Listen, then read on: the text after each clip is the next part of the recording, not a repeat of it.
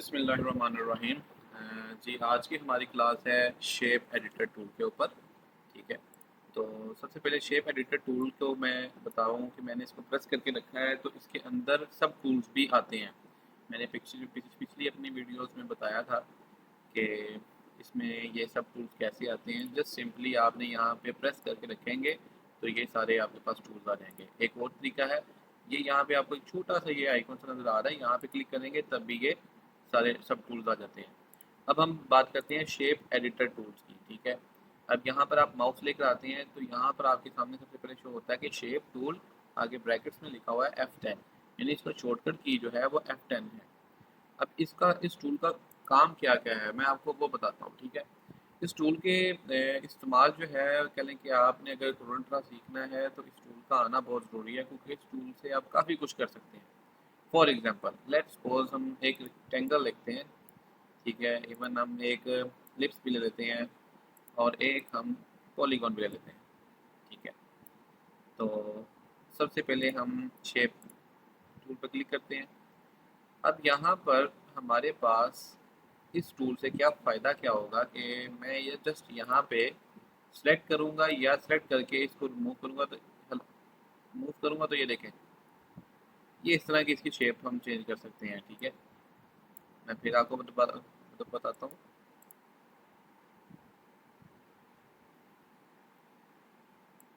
ये देखें, ठीक है, ओके हो गया। फिर दोबारा करते हैं। इस नोड को मैंने प्रेस करके रखा है तो मैं यहाँ से इसको अपनी मर्जी से कहीं भी ले जा सकता हूँ। ठीक है, और ये देखें कहीं भी। अच्छा, एक तो ये तरीके का है। ठीक है, और दूसरा तरीका ये है कि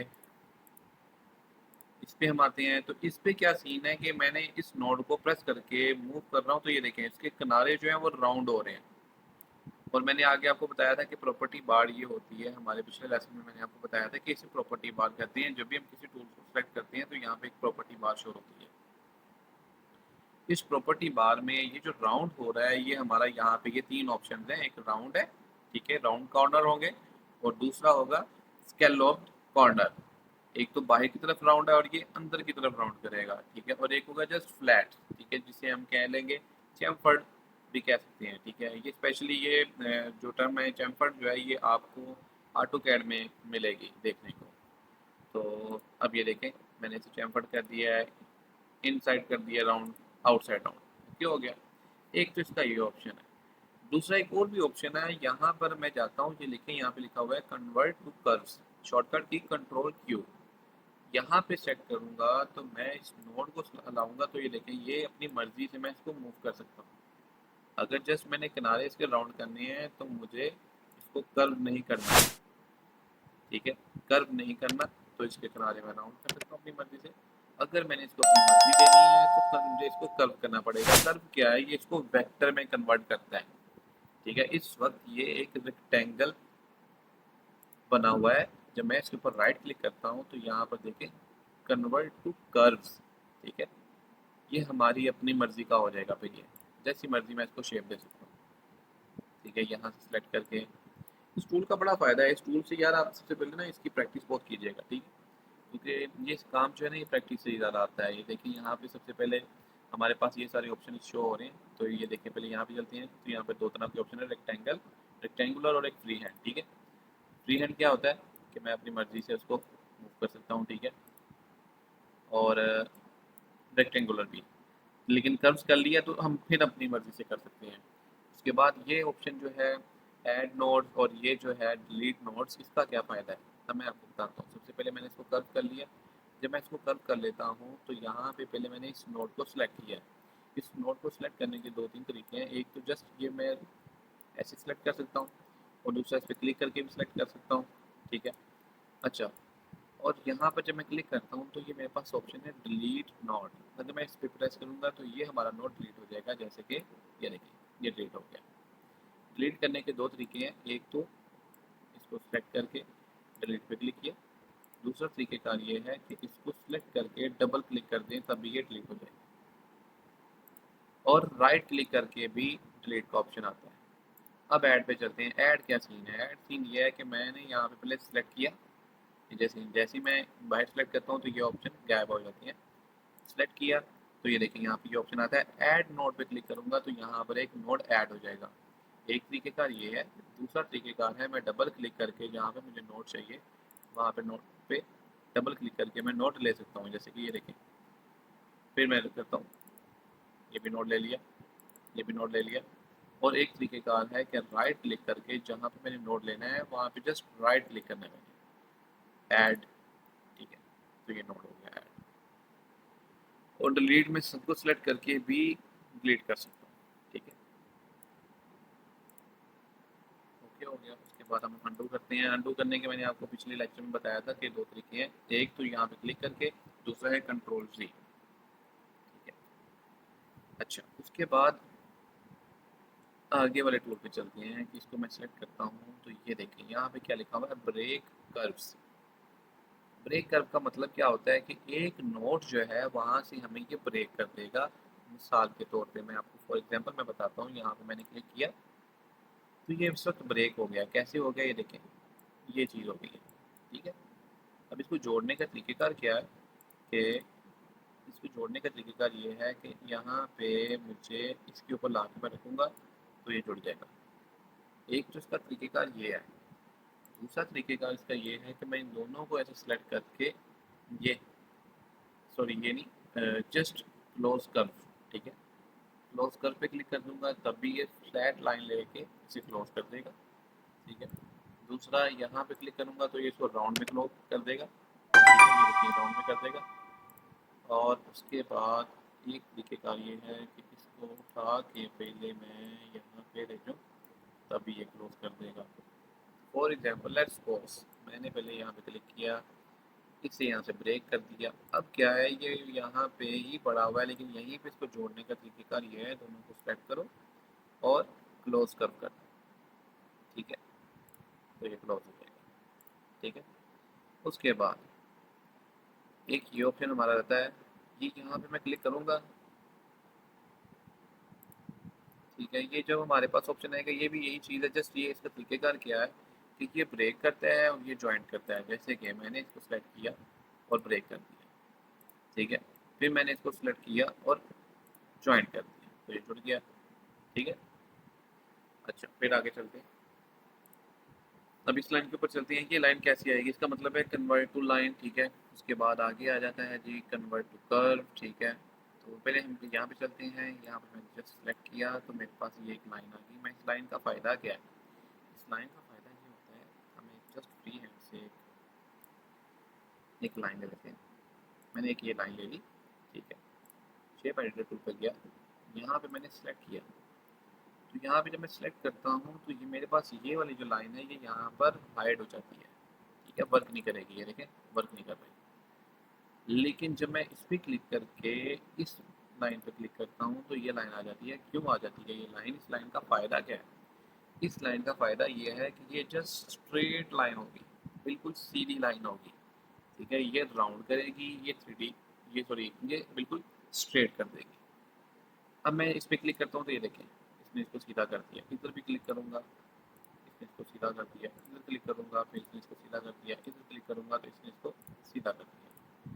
अब इसका क्या फ़ायदा है? इसका फ़ायदा ये है जो मैंने सीधा कर दिया उसको राउंड करना है मैंने यहाँ पे क्लिक करके। फिर अपनी मर्ज़ी से ये नोट को पकड़ के भी मैं इस एरो को पकड़ के भी मैं इसे मूव कर सकता हूँ।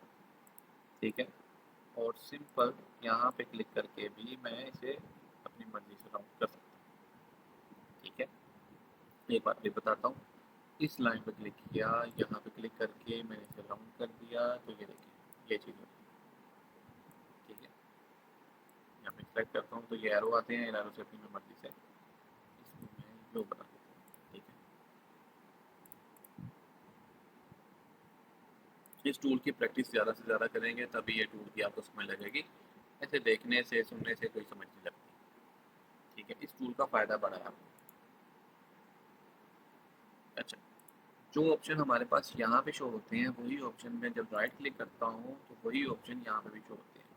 ठीक है, तो ये नहीं आपने देखना कि यार ये क्या है और वो क्या है, दोनों में डिफरेंस क्या है, दोनों में कोई डिफरेंस नहीं है, सेम टू सेम ही है, ठीक है। जस्ट कह लें कि हमारी आसानी के लिए बनाए हैं।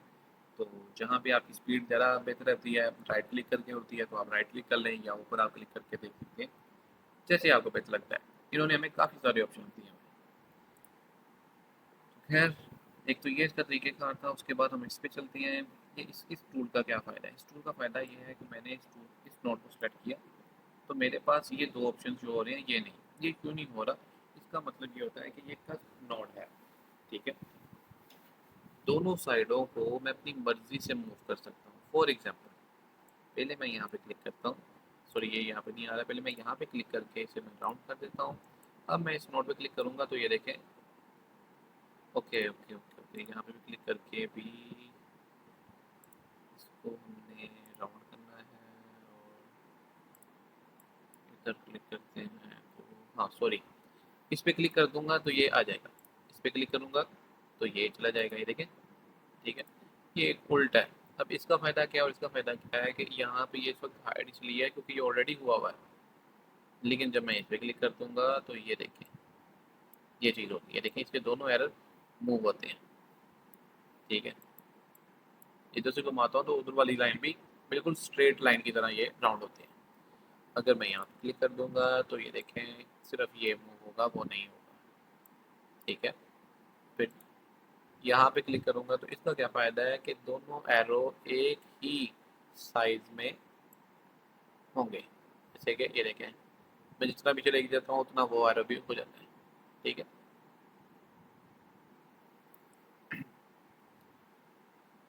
ओके हो गया। अब हमने इन दोनों टूलों की प्रैक्टिस कर ली है, उसके बाद हम यहाँ पे आते हैं तो ये रिवर्स डायरेक्शन है, ठीक है। इस टूल का फ़ायदा क्या है? इस टूल का ये फ़ायदा है कि ये जो एरो है पहले यहाँ पर था, अब ये यहाँ पर हो गया, ठीक है। जस्ट ये डिफरेंस है। ओके, उसके बाद हम चलते हैं जी इस टूल पे। ये टूल का मतलब है एक्सट्रैक्ट सब पाथ, ये भी आपके पास आता है समटाइम।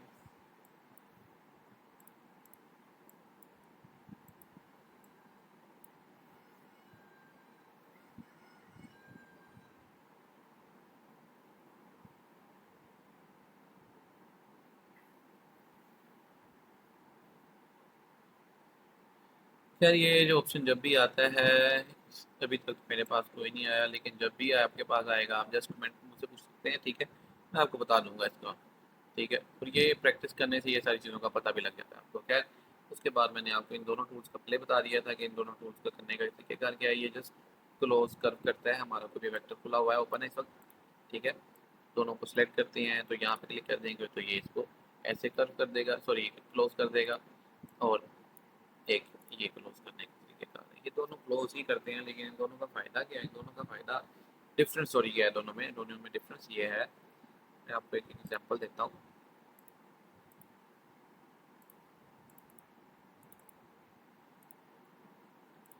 फॉर एग्जांपल मैंने एक ये शब्द एक वेक्टर सा बना लिया, ठीक है। और मैं इसको शेप एडिटर में जाके राउंड कर देता हूँ, उसके बाद मैं यहाँ पर क्लिक करके खोल देता हूँ तो ये देखें। अब इसका, सॉरी इसका और इसका डिफरेंस क्या है? इन दोनों नोट्स को मैंने सेलेक्ट किया, ठीक है। इन दोनों नोट्स को मैंने सेलेक्ट किया, ठीक है। थोड़ी सी यूँ शेप दे देता हूँ। अच्छा, अब इन दोनों का फ़ायदा क्या? मैंने इन दोनों नोट्स को सेलेक्ट किया, पहले मैं यहाँ पे क्लिक करूँगा तो इसका क्या फ़ायदा होगा और इसका क्या फ़ायदा है, दोनों में फ़र्क क्या है? तो दोनों कर क्लोज ही करेंगे, लेकिन यहाँ पे आपको देखें ये शेप भी बनी हुई है कि ये किस तरह बंद करती है। ये इस तरह बंद करेगी और ये जस्ट फ्लैट करेगी, यानी कि सीधी लाइन की तरह।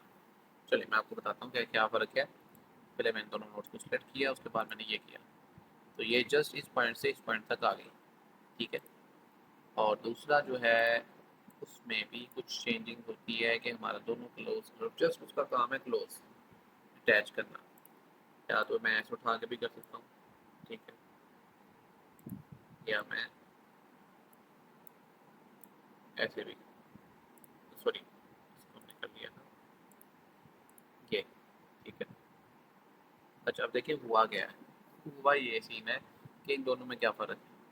इन दोनों में ये फ़र्क है कि ये मेरे दोनों नोड्स को मैं सिलेक्ट करूँगा तब ये उसे क्लोज करेगा। अगर मैंने दो नोड्स पकड़ लिए हैं तो उन दोनों नोड्स को आपस में जोड़ता है, लेकिन ये अलग अलग वेक्टर को लेता है। मैं आपको दोबारा बताता हूँ। देखें मैंने क्या किया, मैंने सबसे पहले एक लाइन ली। ओके, ये जो नोड्स जो है यहाँ पे ब्रेक हो गया था, इसको मैंने जोड़ दिया। खैर अब देखिए फॉर एग्जाम्पल मैं आपको फिर एक एग्जाम्पल देता हूँ, इसको डिलीट करते हैं। जस्ट मैं आपको एक वेक्टर बना लेते हैं, ठीक है। मैंने एक ये वेक्टर बनाया है सिंपल सा, जो ये इस वन है इसके नोड्स। अब इन दोनों को मैं सिलेक्ट करके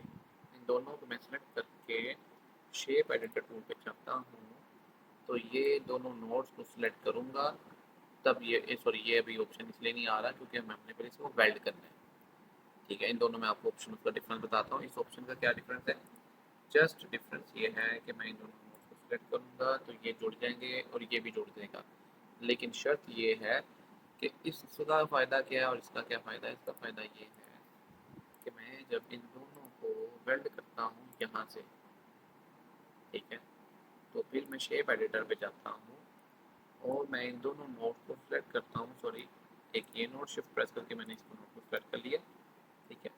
इस पे क्लिक करूँगा तो ये नोड आपस में जुड़ जाएंगे, ठीक है। लेकिन अगर मैं इन दोनों को सिलेक्ट करके भी इस पे क्लिक करूँगा तो ये यूं जुड़ेंगे। ये इसके साथ जुड़ गया, ये इसके साथ जुड़ गया। फिर चलते हैं, फिर दोबारा बताते हैं। चले यहाँ पे चलते हैं, इसको भी मैं भूल गया वेल्ड करने वाले को आप जेन से निकाल दें। इसी पे चलते हैं। इसको सिलेक्ट किया पहले मैंने, इसको सिलेक्ट करके मैंने शेप एडिटर टूल पे किया। शेप एडिटर टूल पे जाके मैंने इस नोड को सिलेक्ट किया। इस नोड को सिलेक्ट करके मैंने इसको ब्रेक कर देना है, ठीक है। ब्रेक किया। अब ये इस वक्त दो अलग अलग वेक्टर हैं लेकिन आपस में वेल्ड हुए हुए हैं। जैसे कि मैं आपको थोड़ा सा एक और बता देता हूँ। यहाँ पे क्लिक करके मैं ये पिक टूल लेके कंट्रोल के यानी कि ब्रेक करना है, मैंने इसको क्लिक किया। कंट्रोल के शॉर्टकट की है और जस्ट यहाँ पे क्लिक करेंगे तो ये ब्रेक का पार्ट हो जाएगा। अब ये है क्या, इसे देखिए मैंने ब्रेक पे क्लिक किया तो ये क्या हुआ, ये अलग पार्ट हो गया, ये अलग पार्ट हो गया, ठीक है। कंट्रोल सी करता हूँ, फिर दोबारा बताता हूँ। शेप एडिटर टूल पे गया, इसमें सेलेक्ट किया, मैंने इसको ब्रेक किया, उसके बाद यहाँ पे क्लिक किया, उसके बाद इसको सिलेक्ट करके यहाँ पे क्लिक करूँ या जस्ट कंट्रोल के कर दूँ, एक ही चीज़, ठीक है। कंट्रोल के हो गया, उसके बाद ये चीज़ अलग है, ये चीज़ अलग है, ठीक है। कंट्रोल के भी आप कर सकते हैं और यहाँ पर क्लिक करके भी आप कर सकते हैं और इवन आप राइट क्लिक करके भी ब्रेक कर अपार्ट कर सकते हैं, ठीक है। और आगे चलते हैं, ये क्या है, अच्छा, इन दोनों नोट्स का फ़ायदा क्या है कि अब इसके ऊपर क्लिक करूँगा तो ये हिस्सा इसके साथ जुड़ जाएगा और ये हिस्सा इसके साथ जुड़ेगा। क्लिक करके देखता हूँ, ये देखें, ठीक है। लेकिन अगर मैं इन दोनों को सिलेक्ट करके इस पे क्लिक करूँगा या इन दोनों को सिलेक्ट करके तब भी इस पे क्लिक करता हूँ तब भी वही होगा जो पहले हुआ था। जैसे कि ये देखें, ये कंट्रोल जी करते हैं, इन दोनों के ऊपर क्लिक किया और मैंने यहाँ पे क्लिक किया तो ये दोनों नोड्स आपस में जुड़े, ठीक है। फिर रिपीट कर रहा हूँ कि यहाँ पर दोनों को सेलेक्ट करता हूँ तो यही दो नोड्स आपस में जुड़ेंगे, ठीक है। लेकिन अगर मैं इन दोनों को सिलेक्ट करके इस पे क्लिक करूँगा तो ये दोनों नोड्स नहीं आपस में जुड़ेंगे क्योंकि इस वक्त ये अलग पार्ट है और ये अलग पार्ट है, लेकिन आपस में वेल्ड हुए हुए हैं, एक ही लेयर बनी हुई है, ठीक है। लेयर क्या होती है वो भी अगले लेक्चर में आपको बताऊंगा, ठीक है। लेयर्स हमारी फोटोशॉप, इलस्ट्रेटर और कोरोड्रा में पाई जाती है। इवन बाकी भी काफ़ी सॉफ्टवेयर हैं, जितने भी ग्राफिक डिजाइनिंग की जो सॉफ्टवेयर होते हैं वो लेयर्स में ही बनते हैं। लेयर्स क्या होती है, लेयर्स ये होती है कि जो मैंने ये शेप बनाई है ये एक अलग लेयर में पड़ी है, ये शेप बनाई है ये अलग लेयर में बनाई है, ठीक है। तो क्या लेयर्स के ऑप्शन भी मैं आपको बाद में बताऊंगा, उसकी अभी फिलहाल बहुत ज़्यादा ज़रूरत नहीं है, ठीक है। लेकिन अगले लेक्चर में मैं आपको उनका भी बताऊंगा, ठीक है। तो जस्ट सिंपल ये है कि मैंने यहाँ पे क्लिक करूँगा तो ये होता है और यहाँ पर क्लिक सॉरी इन दोनों को सेलेक्ट करके भी करूँ तब भी ये होगा, जस्ट, ठीक है। उसके बाद हम यहाँ पर आते हैं तो ये है जी स्ट्रेच और स्केल नोट्स, ठीक है। यहाँ पे क्लिक क्लिक किया तो क्या हुआ जी, हमारा हमारा ये सीन हुआ है जी कि इसमें इसको ये देखिए, ठीक है, ये चीज़ हो जाएगी। है नोट एक ही हिस्सा, लेकिन यहाँ पे क्लिक करूँगा तो ये बन जाएगी। ठीक है, क्या हो गया? नहीं समझ लगी तो फिर बताता हूँ मैं आपको। यहाँ पे क्लिक किया, इस पे ऑप्शन पे आ गए तो ये चीज़ हो जाएगी। ठीक है, उसके बाद रोटेट क्या होता है, तो रोटेट भी ये चीज़ है कि हम इसको यूँ भी रोटेट कर सकते हैं। ठीक है, फिर सेलेक्ट करते हैं इसको भी रोटेट करके देखते हैं तो ये चीज़ हो जाएगी। ठीक है,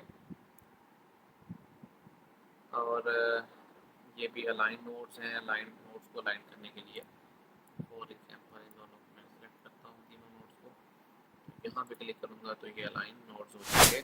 अच्छा, अब ये हमारे से पूछ रहा है हॉरिजॉन्टली वर्टिकली आपने किस तरह करना है, तो मैं कहूँगा कि यार जस्ट हॉरिजॉन्टली हो जाए। तो ये हॉरिजॉन्टली एक ही लाइन में आ गया। कैसे? यहाँ पे मैं ये रो लिख लेता हूँ, रूलर से लाइन ली है तो ये देखें तीनों की तीनों नोड्स एक ही लाइन में है। क्या हो गया? अच्छा, इस रूलर का मैं आपको बताऊंगा कि इसका फ़ायदा क्या होता है। ठीक है, इसका भी अगले लेक्चर में मैं आपको बताऊंगा। ओके, पहले हम फिलहाल स्टेप बाय स्टेप चलते हैं। शेप एडिटर टूल के ऊपर प्रैक्टिस करेंगे। ठीक है, आपने इसके ऊपर मज़ीद प्रैक्टिस करनी है। कोई भी किसी किस्म का कोई भी क्वेश्चन होगा, आपने जस्ट मुझे कमेंट करना है, इंशाल्लाह आपको फौरी रिप्लाई करूँगा। ठीक है, तो आज तक इतना ही लेक्चर है। आगे भी नोट्स का यही फ़ायदा होता है कि बस ये है कि भी ये हॉरिजॉन्टली करेगा, इसके पास सारे ऑप्शन आए थे, ये वर्टिकली कर लेगा। ठीक है, इसी तरह बाकी नोट्स, ये बाकी ऑप्शन भी इसी तरह ही काम करते हैं। इन बाकी ऑप्शन की आपको ज़रूरत तो नहीं पड़ेगी, लेकिन अगर ज़रूरत पड़ती भी है तब भी इनका कोई इतना बड़ा कहने की कोई नहीं है ऐसी। ये देखें, जैसे यहाँ भी सिलेक्ट किया तो ये सारे के सारे नोट सेलेक्ट होते हैं। एक तो ये थ्री कार हो जाएगा, यूँ भी सेलेक्ट कर सकते हैं। तो यानी कि ये सारी चीज़ें मैं आपको ऑलरेडी बता चुका हूँ। ठीक है, तो ये वही चीज़ें हैं जस्ट उन्होंने कह लें कि और ज़्यादा आप लोगों की आसानी के लिए मज़ीद उन्होंने टूल्स बना दिए हैं यहाँ पे। ठीक है, तो आज का लेक्चर यहीं पे ख़त्म करते हैं हम। तो मेरे चैनल को सब्सक्राइब लाइक शेयर ज़रूर कीजिएगा। इससे फ़ायदा ये होता है कि भी देखिए हमें एक कह लें कि जुनून मिलता है कि जब हमारे पास स्टूडेंट्स जो हैं वो काफ़ी हमें लाइक करते हैं, सब्सक्राइब करते हैं या हमारी वीडियोज़ को, तो उससे हमें ये मिलता है हम मज़ीद कह लें कि उनके फ़ायदे की जो वीडियोज़ हैं वो लगाएंगे। मैं हर चीज़ जो फ्री क्यों लगाता हूँ, वो इसलिए लगाता हूँ कि यार हमारे बहुत से कह लें कि ऐसे लोग हैं जो नहीं इतनी बड़ी बड़ी फीसें पे कर सकते।